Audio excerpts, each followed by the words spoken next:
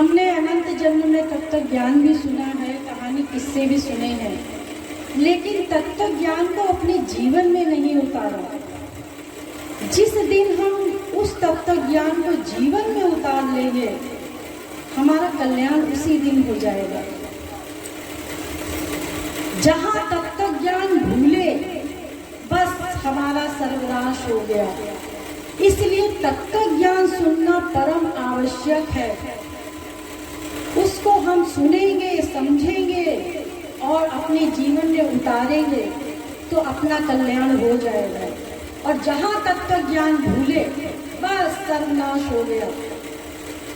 एक राजकुमार था, तो एक बार वो जंगल गया, तो उसको एक बहुत सुंदर स्त्री दिखाई दी। तो उस स्त्री से उस राजकुमार ने कहा कि मैं तुमसे विवाह करना चाहता हूँ। तो उसने कहा ठीक है, वो सब तो ठीक है, विवाह कर भी लेंगे, लेकिन मुझे ये श्राप मिला हुआ है कि जो मुझसे विवाह करेगा, तो विवाह के पश्चात अगर उस पुरुष ने अपनी शक्ल, अपने चेहरे को, अपने प्रतिबिंब को देख लिया पानी में, शीशे में, तो फिर तुरंत वो मेढक बन जाएगा। उसने कहा बस इतनी सी बात है, ठीक है, हम इस बात का विशेष ध्यान रखेंगे। तो विवाह हो गया, कुछ समय बीता। कुछ समय पश्चात वो जंगल गया शिकार खेलने के लिए, और इतनी दूर निकल गया कि उसके जो सैनिक लोग थे वो पीछे रह गए। वो बहुत दूर निकल गया और उसको प्यास लगी, और जैसे ही उसको प्यास लगी तो उसने एक तालाब देखा और तालाब में वो जल पीने लगा। जैसे ही वो जल पीने के लिए उसने हाथ को डुबाया, वैसे ही उसने अपनी परछाई देखी और वो मेढक बन गया। यानी कि जैसे ही तत्व ज्ञान भूला, तद विस्मरणात् बेकीवत, यानी कि ये तब से कहावत चली आई है कि जैसे ही तत्व ज्ञान भूला और उसका सर्वनाश हो गया। तो तत्व ज्ञान समझना आवश्यक है। आप लोगों को थोड़ा सा धैर्य रह करके सुनना पड़ेगा। मैं बहुत ज़्यादा देर नहीं बोलूँगी, आप लोगों को परेशान नहीं करूँगी। जिन लोगों ने मेरा सुन लिया है उसको तो आदत है सुनने की, लेकिन आप लोगों को उस तत्व ज्ञान समझना आवश्यक है। आप लोग अनंत काल से एक नाम सुनते आ रहे हैं। क्या नाम है वो? उसको कहते हैं भगवान। आखिर ये भगवान है कौन सी चीज? किसको कहते हैं भगवान? क्या है ये भगवान? जैसे आप लोग संसार में सुनते हैं गुणवान, जो बहुत अधिक गुणवान हो, गुण वाला हो, उसको गुणवान बोलते हैं। आप सुनते हैं रूपवान, जो बहुत अधिक रूप वाला हो, उसको बोलते हैं रूपवान। बलवान, जो बहुत अधिक बल वाला हो, उसको आप बोलते हैं बलवान। ऐसे ही जो बहुत अधिक अनंत मात्रा का जिसके पास भग हो, उसको कहते हैं भगवान। अब ये भग क्या होता है? आपके मन में एक प्रश्न आया होगा, ये भग क्या होता है? तो ऐश्वर्यस्य समग्रस्य धर्मस्य यशस्श्रियः ज्ञान वैराग्यो शैव शरणाम भग इति रणः। विष्णु पुराण उसमें कहा गया है कि जिसके पास से षड ऐश्वर्य अनंत अनंत मात्रा के हो, अनंत ऐश्वर्य, अनंत यश, अनंत श्री, अनंत ज्ञान, अनंत वैराग्य, ऐश्वर्य से समग्र से धर्म से, यानी कि अनंत ऐश्वर्य, अनंत धर्म, अनंत यश, अनंत श्री, अनंत ज्ञान और एक वैराग्य। ये छह वस्तुएं जिसके पास अनंत अनंत मात्रा की हो, उसको कहते हैं भगवान। अच्छा, तो ये भगवान का हम क्या करें जान करके? तो देखिए, वेद कहता है कि तमेव विदित्वाति मृत्युमेति नान्यः पंथा विद्यते नाय। श्वेताश्वतरोपनिषद के 3 अध्याय का 8वां मंत्र है इसमें कहा गया है कि उस भगवान को जानकर ही यह जीव इस माया से पार हो सकता है। जब हम उस भगवान को जान लेंगे तभी हम इस माया से पार हो सकते हैं। बहुत ध्यान से सुनिएगा, बहुत ध्यान से सुनिएगा। थोड़ा सा बुद्धि लगाना है बस एक दिन आपको। तो उस भगवान को जानकर ही हम इस माया से पार हो सकते हैं, हम आनंद को प्राप्त कर सकते हैं। लेकिन भगवान को क्या हम अपनी बुद्धि से जान सकते हैं? रामायण में कहा गया है, राम अतर्क्य बुद्धिमान वाणी। राम हमारी मन बुद्धि से परे है। इंद्रियेभ्य पराहर्था अर्थभ्यश्च परम मन, मनसस्तु परा बुद्धिर, बुद्धिरात्मा महान परा। महता परमव्यक्तो मव्यक्तात् पुरुषः परा, पुरुषान्न परम किंचित् सा काष्ठा सा परागति। कठोपनिषद पहले अध्याय की तीसरी वल्ली का 10वां एवं 11वां मंत्र है।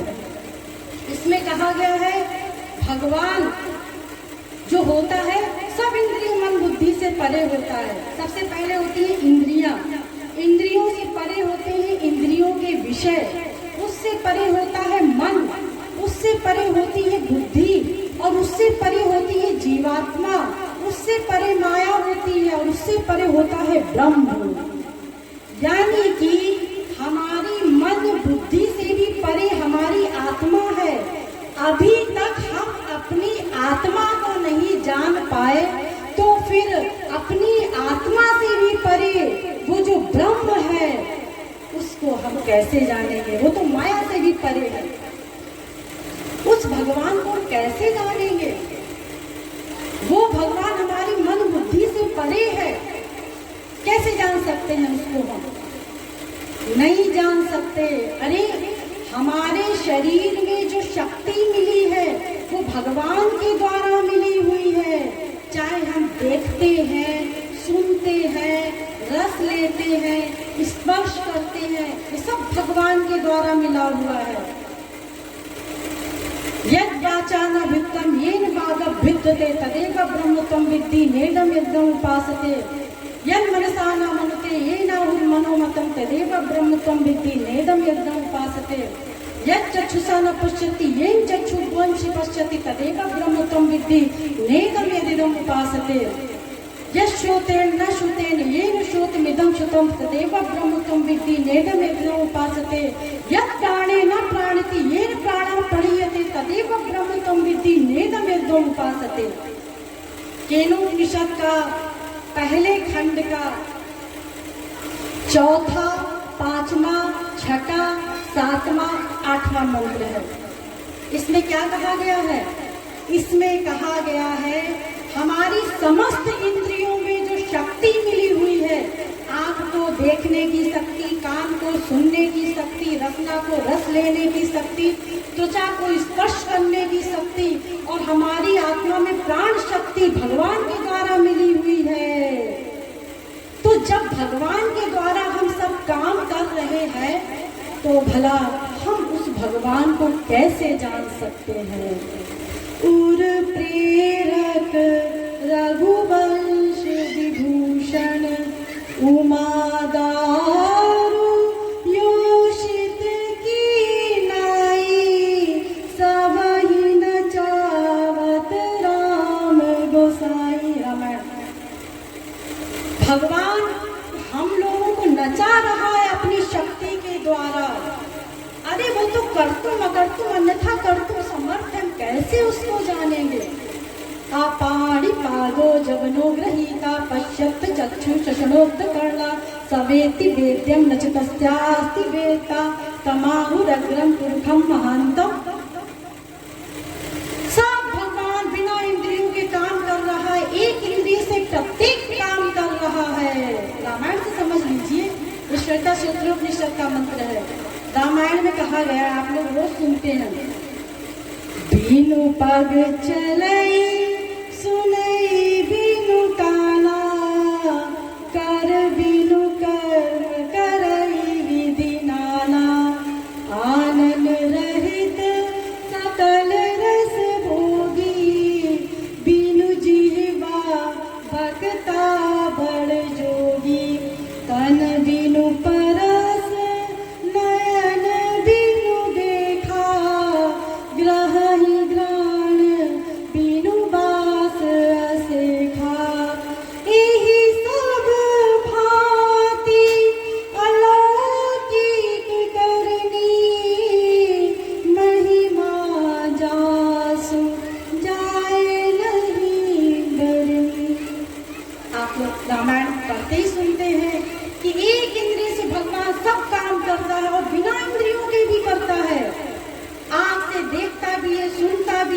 भी लेता है, चलता भी है, दौड़ता भी है, और बिना पैर के हाथ पैर के भी वर्क करता है भगवान।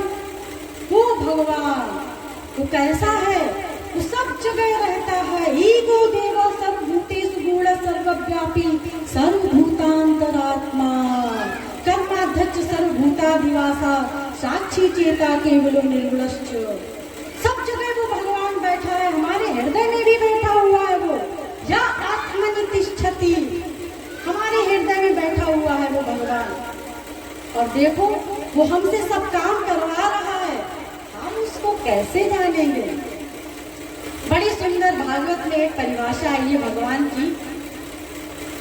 जन्माद्यस्य यतोऽन्वयादितरतश्च चार्थे स्वभिज्ञ स्वराट् तेने ब्रह्महृदाय आदिकवये मुह्यन्ति सूरयः तेजो वारिमृदां यथा विनिमयो यत्र त्रिसर्गो नशाम् धाम्ना स्वेन सदा निरस्तकुहकम् सत्यम परम धीमहि। भागवत पहले स्कंद के पहले अध्याय का दूसरा श्लोक है। इसमें क्या कहा गया है कि वो भगवान ने ब्रह्मा को भी शक्ति दी है समझने की, सोचने की, जानने की।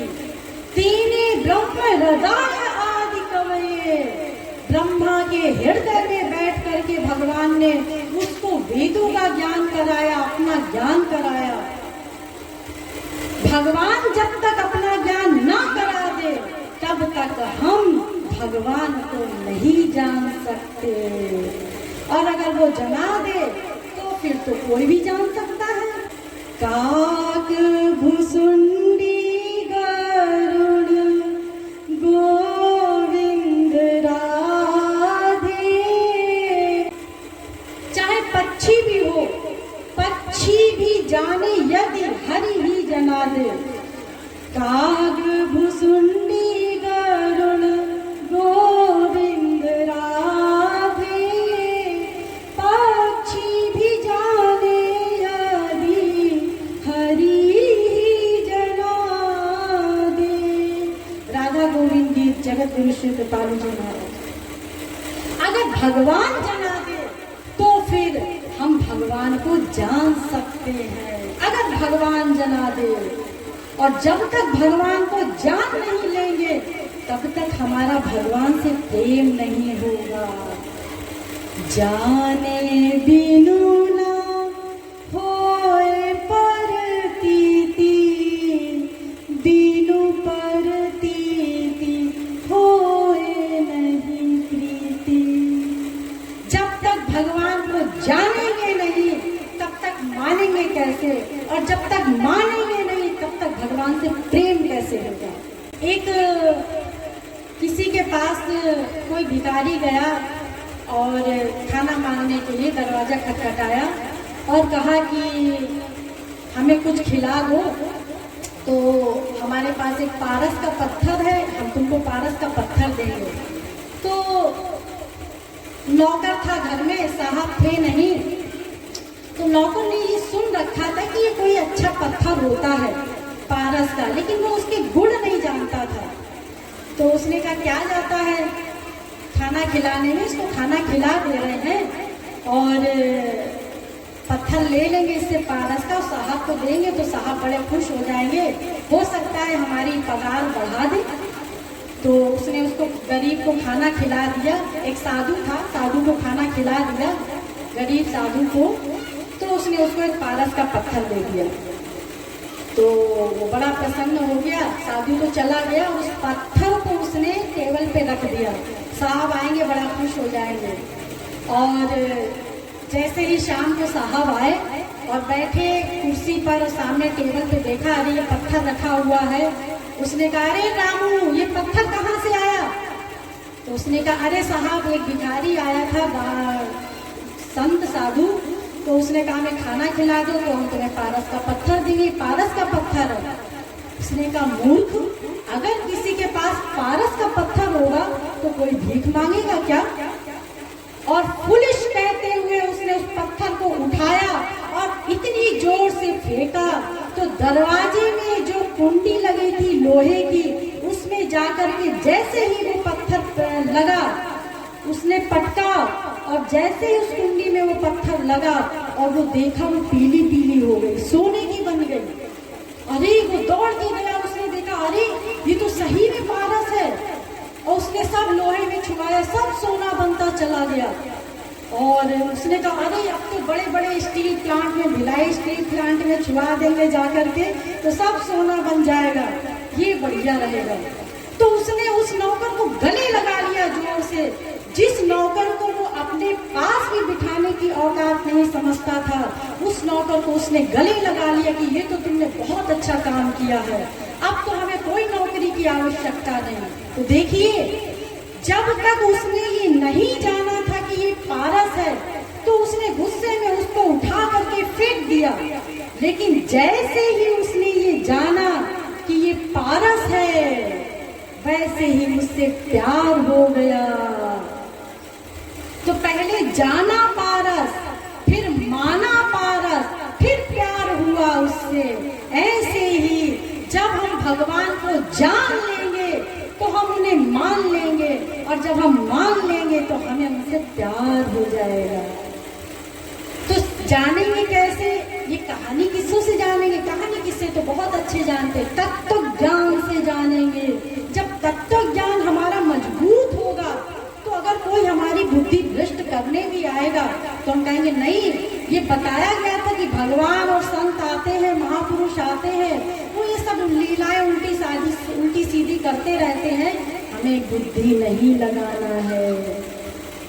तो हम भगवान को जानेंगे कैसे? अभी तो आपने बताया कि ब्रह्मा नहीं जान सका, भगवान जिसको अपना ज्ञान करा दे वो जान सकता है। तो भगवान अपना ज्ञान कैसे कराएगा? भगवान क्या हमारे पास आएगा कि लो हमारा ज्ञान ले लो? तो उसके लिए भगवान महापुरुषों को, संतों को भेजता है, अपने बच्चों को भेजता है, वास्तविक संतों को भेजता है। वो संत कैसे होते हैं? परीक्ष लोकान कर्मचितान, परीक्ष लोकान कर्मचितान, ब्राह्मणों निर्वेद मायान नास्ति कृते। परीक्षा कर करके संत ऋषियों ने, मुनियों ने जाना है कि वास्तविक संत कैसा होना चाहिए। तत्विज्ञानार्थम सा गुरु में वाभिगच्छेत् समित पाणि श्रोत्रियम ब्रह्मनिष्ठम।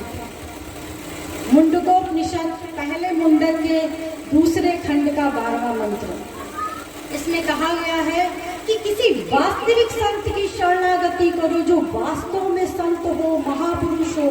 वो कैसा होता है? अभी तो आप संक्षेप में सुन लीजिए, डिटेल बताने का तो समय नहीं है।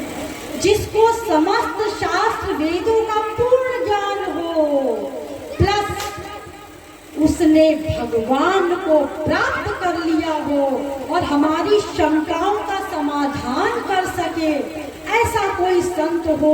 जब हम उसकी शरण में जाएंगे तब हमें भगवान का ज्ञान होगा। गुरु बिनु होए कि ज्ञान, गुरु के बिना ज्ञान नहीं हो सकता। वास्तविक संत के द्वारा ही हमें सही सही ज्ञान होगा। जब ऐसा संत मिल जाए तो तद्विद्धि प्रणिपातेन परिप्रश्नेन सेवया उपदेक्षन्ति ते ज्ञानम ज्ञानिनस्तत्त्वदर्शिनः। गीता के 4थे अध्याय का 34वां श्लोक है। इसमें कहा गया है कि ऐसे संत की शरणागति करो। तद्विद्धि प्रणिपातेन, प्रणिपात कहा है गीता में। प्रणिपात का मतलब क्या होता है? थोड़ा सा समझ लीजिए। एक होता है पात, ध्यान से सुनिएगा। एक होता है निपात और एक होता है प्रणिपात। पात मतलब क्या होता है? लोग संतों के पास जाते हैं, सब सिर झुका रहे हैं, सिर झुका दिया, प्रणाम कर लिया, हमने भी कर लिया। कोई भावना अच्छी बुरी नहीं है, ना अच्छी है ना बुरी है। उसने प्रणाम किया तो हम भी किए ले रहे। ये होता है पात। दूसरा होता है निपात, यानी कि श्रद्धा पूर्वक हम गए और हमने संत को प्रणाम कर दिया। ये होता है निपात। और एक होता है प्रणिपात, यानी कि हमने अपनी मन बुद्धि का सरेंडर कर दिया, पूरी शरण करके और उसको उसके शरणागत होकर के अपनी मन बुद्धि का समर्पण कर दिया। यानी कि अब जो गुरु कहेगा हमें उसकी आज्ञा का पालन करना है। बस संक्षेप में इतना समझ लीजिए। तो मन बुद्धि का समर्पण अगर हो गया तो फिर उस गुरु के द्वारा हमें सही सही ज्ञान होगा।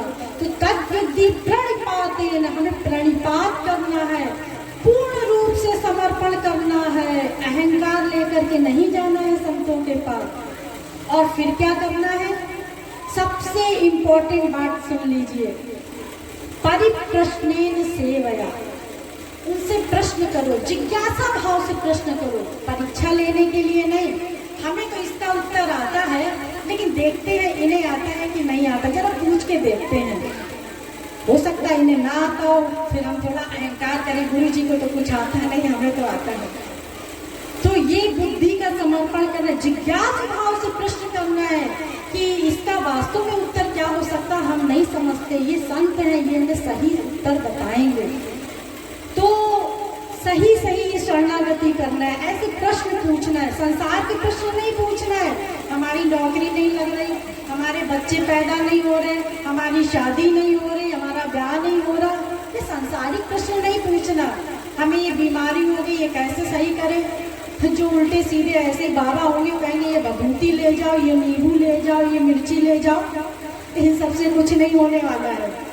उसके लिए केवल अगर वास्तविक संत के पास जाना है तो हमें अपने कल्याण के प्रश्न पूछना है कि हम अपना कल्याण कैसे करें संसार में रहते हुए, ये पूछना है। तो प्रणिप्रश्नेन और सेवया, और मन बुद्धि से, तन से, धन से उनकी सेवा करो, प्रेम भाव से उनकी सेवा करो, और फिर वो जो ज्ञान दे उसको ग्रहण करो। तब जब गुरु के द्वारा वो हमें ज्ञान होगा तभी हम समझ सकते हैं, अन्यथा हम नहीं समझ सकते। भगवान के ज्ञान को हम अपनी बुद्धि से नहीं समझ सकते। भगवान के द्वारा या संतों के द्वारा, भगवान तो हमें बताने नहीं आएगा, संतों के द्वारा ही हम वास्तविक ज्ञान को प्राप्त कर सकते हैं। बिना संत के ज्ञान नहीं हो सकता।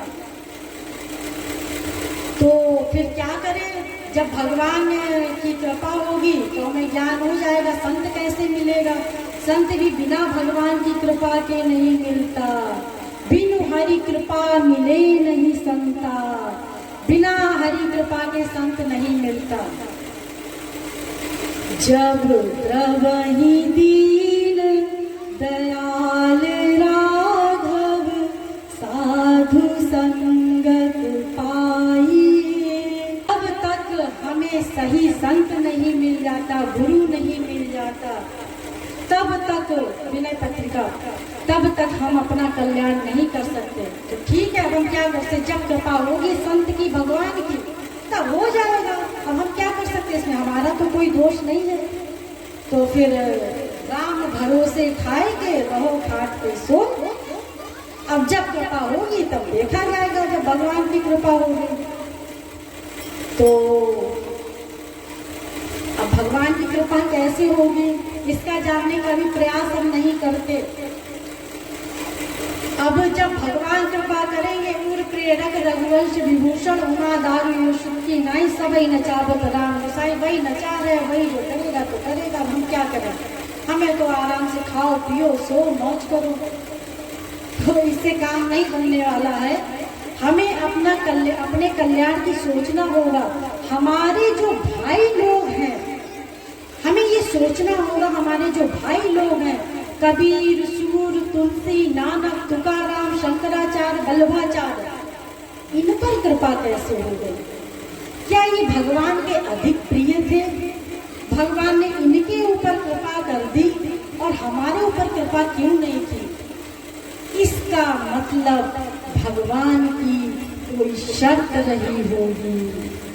इन लोगों ने उस शर्त को पूरा कर दिया, इसलिए इन पर कृपा हो गई, और हमने उस शर्त को पूरा नहीं किया, इसलिए हम पर कृपा नहीं हुई। तो वो शर्त क्या है? क्या शर्त हो सकती है जो हमने पूरी नहीं की तो हम पर कृपा नहीं हुई? वो शर्त है भगवान की शरणागति। जब हम भगवान की शरणागति करेंगे तब भगवान हमारे ऊपर कृपा करेगा। बिना शरणागति के भगवान कृपा नहीं करेगा। मामेव ये प्रपद्यन्ते माया में ताम तरन्ति ते। गीता 7वें अध्याय का 14वां श्लोक। गीता में कहा गया है कि जो जीव मेरी शरण में आ जाएगा उस पर मैं अपनी कृपा कर दूंगा और अपनी माया को उसके ऊपर से हटा दूंगा। देखिए, भगवान ने ये शर्त लगाई है। ये शर्त है भगवान की कि हमारी शरणागति कर लो बस, और कुछ नहीं करना है।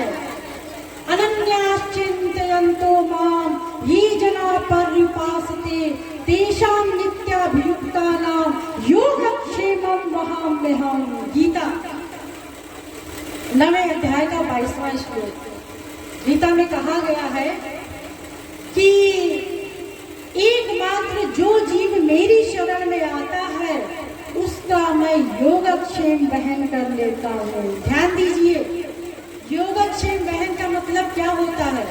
बहुत ध्यान से सुनिए।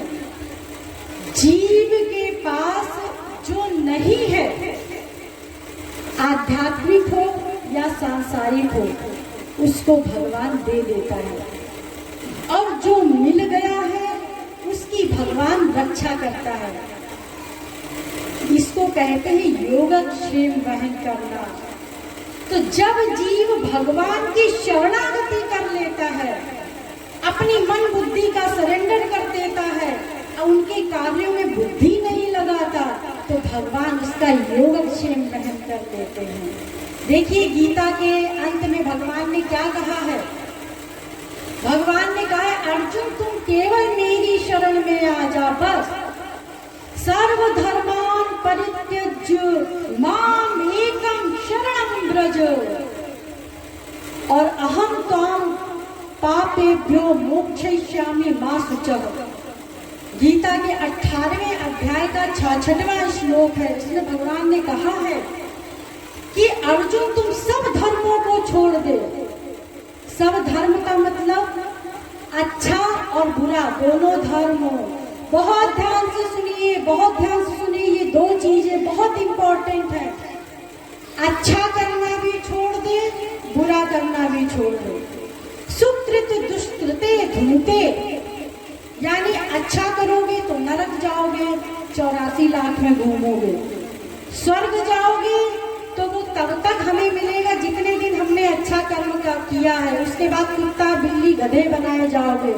यानी कि पाप भी पाप है और पुण्य भी पाप है। इन सबसे परे जब हम भगवान की भक्ति करेंगे, शरणागति करेंगे, उनसे प्रेम करेंगे, तो भगवान कहते हैं हम उसको अपना लोक, अपना धाम दे देंगे, उसको मोक्ष दे देंगे। अर्जुन ने तो प्रारंभ में ही कह दिया था, शिष्यस्तेहं चादिमाम त्वाम प्रपन्नम। गीता के 2 अध्याय का 7वां श्लोक है। अर्जुन ने क्या कहा था कि मैं आपकी शरण में हूँ प्रभु। तो अर्जुन तो शुरुआत में ही शरण में था, लेकिन उस समय अर्जुन बुद्धि लगा रहा था, क्योंकि उस समय वो धर्म की भी शरण में था, अधर्म की भी शरण में था।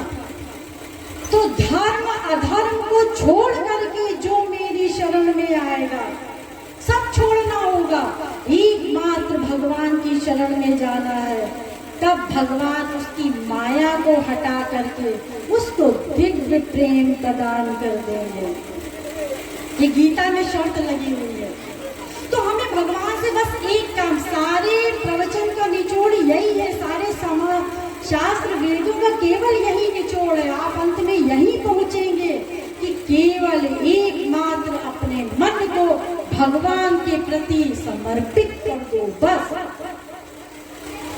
ये विश्वास कर लो कि भगवान सब जगह है, वो हमसे प्रेम करते, जितना हम प्रेम करेंगे उतना भगवान पड़ेगा।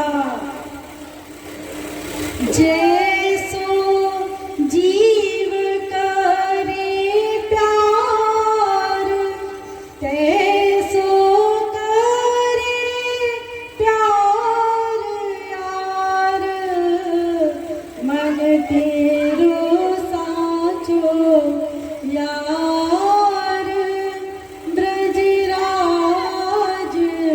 कुमार। जैसा हम प्रेम करते हैं भगवान को वैसा प्रेम करना पड़ेगा। तो हमें बस भगवान से प्रेम करना है और कुछ नहीं करना है बस।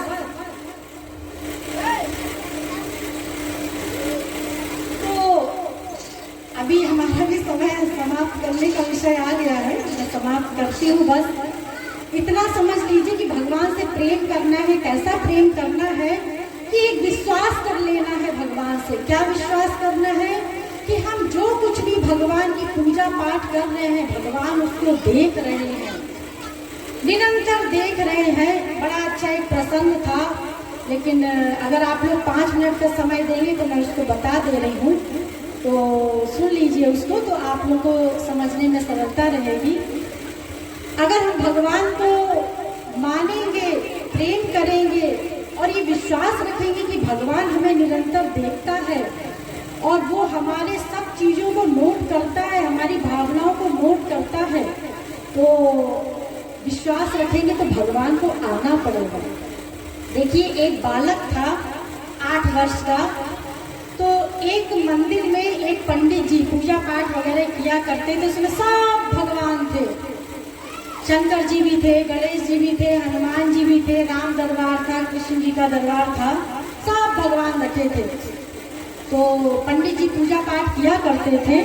तो लड़का छोटा सा उनके साथ रहता था। एक बार पंडित जी को किसी काम से अपने यजमान के यहाँ बाहर जाना पड़ गया। तो उन्होंने क्या किया, उन्होंने उस छोटे बच्चे से कहा, बेटा देख, यहाँ पर मैं सब सामान रखे जा रहा हूँ राशन का, और तू एक काम करना, सुबह नहा धो करके भोजन बनाना और भगवान को भोग लगाना, आरती करना, सब पूजा पाठ करना और भोग लगा करके ही खाना। इस बात का विशेष ध्यान रखना, ऐसे ही मत खा लेना। उसने कहा ठीक है गुरुजी। अब वो गुरुजी चले गए। अब उस बच्चे ने देखता होगा उसके गुरुजी भोग लगाते होंगे, तो उसने अपना सुबह नहाया धोया, बढ़िया पूजा पाठ किया और जैसा तैसा अपना उल्टा सीधा खाना बनाया, छोटा सा बच्चा, और सब थालियों में लगा के सब भगवान के सामने रख दिया और भगवान से कहा खाओ। अब भाई भगवान हो तो खाए, मूर्ति क्या खाएगी? आप लोग ऐसे तो खिलाते हो, मूर्ति है क्या खाएगी? ऐसे दिखाया, ऐसे से घुमाया और हो गया, भगवान ने खा लिया। लेकिन अब वो बच्चे ने भोग लगाया तो भगवान ने खाया नहीं। तो उस बच्चे को लगता है गुरुजी चले गए हैं तो ये दुखी है, तो दुखी है इसलिए खा नहीं रहे हैं। तो उसने समझाया अपने स्वभाव से, बच्चे स्वभाव से, खा लो गुरुजी आ जाएंगे, चिंता मत करो, कब तक भूखे रहोगे, खा लो, खाना खा लो। भगवान हो तो खाए, नहीं खाया। मैंने कहा लगता कुछ ज़्यादा ही दुखी है, नहीं खाया। उस बच्चे ने भी नहीं खाया। अब फिर भोग लगाया शाम को, फिर नहीं खाया। फिर समझाता रहा खा लो, कब तक भूखे रहोगे, तुम्हारे चक्कर में हम भी भूखे हैं। और रोज वो देखता था भगवान खाते ही नहीं थे, सबके सामने बना बना के रखता था, तो बच्चा भी नहीं खाता था। ऐसे 7 दिन हो गए। अब गुरुजी तो महीने भर के लिए चले गए, 7 दिन हो गए तो उस बच्चे को चक्कर आने लगा। अब जब उसको चक्कर आने लगा तो उसने कहा अब क्या करें, इन लोग तो खाने को तैयार नहीं और हम तो भूख के पीछे मरे जा रहे हैं। तो अब उसने भोजन लगाया और सबके पास रख दिया, सब भगवान के पास। और उसने उसको एक युक्ति सूझी। उसने कहा ऐसा करते, ये ऐसे तो खाएंगे नहीं, बहुत मना लिया। जब किसी को ज़्यादा मनाओ, ना माने तो उसको फिर कहते ना लातों की भूत बातों से नहीं मानते, तो वो डंडा लेकर के खड़ा हो गया। उसने कहा खाओ, खाते हो कि जड़ दूं? जैसे ही उसने कहा खाते हो कि जड़ दूं, सब मूर्तियों से निकल करके भगवान जल्दी जल्दी खाने लगे। लेकिन भगवान पूरा खा गए, बच्चे के लिए छोड़ेंगे। तो उसने कहा चलो ठीक है कोई बात नहीं, प्रसन्न हो गया, उसको पता चल गया अभी कैसे खाएंगे, बहुत बना लिया एक हफ्ते। अब वो रोज ऐसे खिलाने लगा, डंडा पकड़ ले और सबको खिलाने लगे, सब जल्दी जल्दी खाने लगे। तो ऐसे करके उसका राशन तो 8 दिन में ही खत्म हो गया। अब जहाँ बजरंगबली हनुमान जी खाएंगे वहाँ कैसे पूर्ति पड़ेगी। गया और परचूनी की दुकान पे जाकर के राशन उधार ले आए कि पंडित जी आएंगे तब देंगे आकर के, अभी तो हमें उधार दे दो। अब वो रोज ऐसे ही भोग लगाने लगा, डंडा पकड़ ले और भगवान को खिलाने लगे। तो बड़ा खुश, और फिर सबने कहा भाई ये बच्चा है इसके लिए भी छोड़ दिया करो, तो हम लोग खा लेते, बच्चा भूखा है तो बच्चे के लिए भी छोड़ देते थे। ऐसे हुआ 1 महीना हो गया। अब बच्चा तो रोज ऐसे खिलाता रहा। पंडित जी वापस आए। जब पंडित जी वापस आए उन्होंने कहा ठीक से सब किया तुमने पूजा पाठ? हाँ महाराज सब ठीक से किया। और खाना वाना खिला के भगवान को भोग लगा के खाता था? हाँ हाँ भोग लगा के खाता था, लेकिन एक बड़ा गड़बड़ है, उधार बहुत हो गया। अरे क्या उधार हो गया? अरे रोज भोग लगाता तो तुम्हारे भगवान बहुत खाते हैं भाई। उसने कहा कि अरे भगवान खाते हैं? कैसा बकवास करता है। अरे बकवास क्या करते, भगवान खाते, देखो राशन खत्म हो गया लेकर के आए। पंडित जी को लगा लगता जरूर इसने बदमाशी की है, बेच देता होगा जाकर के। तो उसने कहा अच्छा हम इतने सालों से खिला रहे हैं, मुझसे तो कभी भगवान ने नहीं खाया और तू छोकरे से भगवान खाने लगे, बता कैसे खाया भगवान ने। तो उनका ठीक है आप छुप के खड़े हो जाओ। उसने भोजन बनाया वैसे ही लगा दिया और वैसे ही डंडा पकड़ के खड़ा हो गया। अब भगवान निकल के तो खाने लगे। अब पंडित जी को इतना तो दिख रहा है कि थाली से भोग मुख तक जा रहा है, लेकिन वहां से गायब हो जाता, भगवान के दर्शन नहीं हुए उनको। और उन्होंने उस बच्चे के जाकर के पैर पकड़ लिए कि हे बालक तू एक बार में तूने भगवान को 1 महीने के अंदर यहाँ बुला लिया, तूने दर्शन कर लिए। मैं इतने वर्षों से खिला रहा हूँ, मुझे कभी भगवान ने दर्शन नहीं दिए, कभी भगवान खाने नहीं आए। यानी कि विश्वास, ये विश्वास होना चाहिए कि भगवान हमारे भोग को ग्रहण करते हैं, भगवान निरंतर हमारे आइडियाज को नोट करते हैं। जब ये हमारे मन में विचार रहेगा तो हमें निरंतर भगवान का सानिध्य प्राप्त होता रहेगा, भगवान का स्नेह प्राप्त होता रहेगा। और जब ये विश्वास रहेगा कि भगवान हमारे साथ हैं तो हमसे कोई अपराध नहीं होगा, कोई गलती नहीं होगी और भगवान की प्राप्ति हो जाएगी। भगवान हमें बहुत सहजता से प्राप्त हो जाएंगे। भगवान बड़े सहज हैं, सहजता से मिलते हैं, कोई कठिनाई नहीं है भगवान को पाने में। तो इस प्रकार से आप लोगों को भगवान की भक्ति करनी है। समय मेरे पास अधिक नहीं है, पर्ची मेरे पास आ गई है कि मुझे ख़त्म करना है, तो मैंने अपने विषय को जल्दी ही विराम दे दिया, क्योंकि जब मैं बोलने बैठती तो 3-4 घंटे कैसे निकल जाते हैं मुझे ही नहीं पता चलता। तो फिर कभी अगर समय हुआ और आप लोगों की इच्छा हुई, अगर आप लोगों ने बुलाया तो मैं आप लोगों की सेवा में अवश्य उपस्थित होंगी। और आज जो कुछ भी मैंने आप लोगों को बताया है, जो आपको अच्छा लगा हुआ हो तो सुनो करो जो तुम्हें सुहाई, जो आपको अच्छा लगे उसको ले जाना, और जो ना अच्छा लगे, मेरी कोई बात खराब लगी हो उसको मुझे समर्पित कर देना, मैं लेकर के चली जाऊंगी। बोलिए लाडली लाल की जय। श्रीमद सद्गुरु सरकार